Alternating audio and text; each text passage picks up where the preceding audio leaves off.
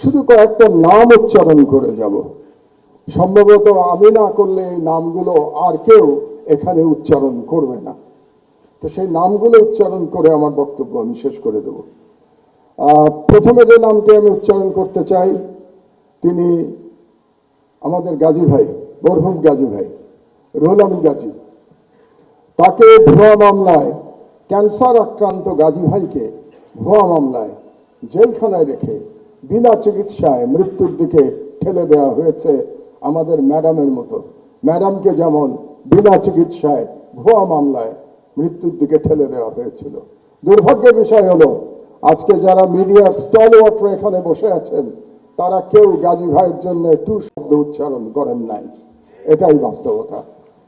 2 নম্বরে আমি নাম বলতে চাই আসাদ ভাইয়ের।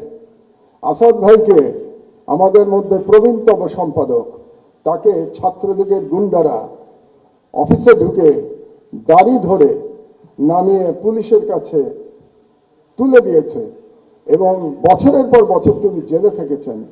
তিনিও অসুস্থ, তার স্ত্রী মারা গেছেন, তিনি তার স্ত্রীর পাশে থাকতে পারেন নাই, কারণ জেল থেকে বেরোনোর পরেও তাকে পালিয়ে পালিয়ে থাকতে হয়েছিল।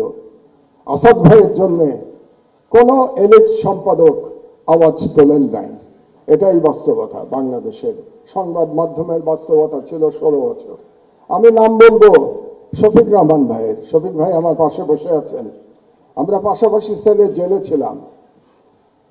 80 বছর বয়সে শফিক ভাইকে মাটিতে শুয়ে থাকতে হয়েছে।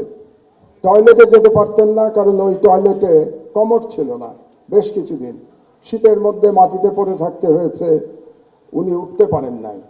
তারপরে যখন আমার পাশের রুমে আসলেন, ওনাকে ধরে ধরে আমরা ব্রেকফাস্ট করতে, দুপুরে খেতে আমরা একসাথে যেতাম, কত গল্প করেছি। শফিক রহমানের জন্য কেউ আপনারা দাঁড়ান নাই। এটাই ছিল ফ্যাসিবাদের চরিত্র। আরেকজনের নাম বলি, কনক সরোয়ার। তার অপরাধ ছিল তিনি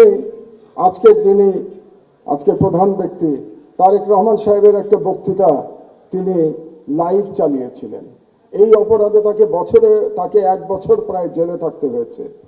তার কোম্পানির চিফকে আমি সালাম সাহেবকে এখানে দেখতে পাচ্ছি। শুধু তাই না, তার বোনকে ভুয়া মামলায়, ড্রাগের মামলায় একজন মহিলাকে, একজন গৃহবধূকে মাসের পর মাস জেলে থাকতে হয়েছে। সংবাদ মাধ্যমের বিবেক জাগ্রত হয় নাই। এটাই বাংলাদেশের সংবাদ মাধ্যমের ইতিহাস। তো এই নামগুলো আমি বললাম এই জন্যে, আমি শিওর আমি না বললে আজকে বুকে হাত দিয়ে প্রত্যেকে বলতে পারবেন কেউ আপনারা এদের নাম বলতেন না আজকে। এই জন্যই আমি এই নামগুলো বললাম। আর আমি জনাব তারেক রহমানকে একটা ছোট্ট পরামর্শ দিয়েই বক্তব্য শেষ করবো। 1 মিনিট। শেখ মুজিবুর রহমান মুক্তিযুদ্ধের সাথে জড়িত ছিলেন না। তিনি জানতেন না মুক্তিযুদ্ধ কিভাবে হয়েছে, এবং তিনি ফিরে এসেও জানার চেষ্টা করেন নাই মুক্তিযুদ্ধ কিভাবে হয়েছে। তাকে আওয়ামী লীগের লোকজন যা বলেছে এবং ভারতীয় পক্ষ যা বলেছে সেটাকেই তিনি ধরে নিয়েছিলেন। এটাই মুক্তিযুদ্ধের ইতিহাস ছিল। এই জন্যই তিনি ব্যর্থ হয়েছিলেন। জনাব তারেক রহমান, আপনি 17 বছর দেশে ছিলেন না, আপনি জানেন না এখানে কি হয়েছে।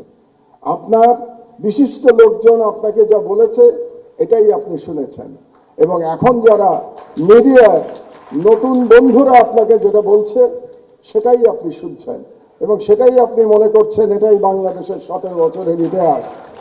বাংলাদেশের 17 বছরের ইতিহাস এটা না। সেই ইতিহাস আমি বর্ণনা করব ভবিষ্যতে যদি আপনি এরকম কোনো অনুষ্ঠানের আয়োজন করেন এবং সেই অনুষ্ঠানে আমাকে 15 মিনিট সময় দেন, তাহলে বাংলাদেশের মিডিয়ার ইতিহাস, 50 বছরের ইতিহাস আমি বর্ণনা করব।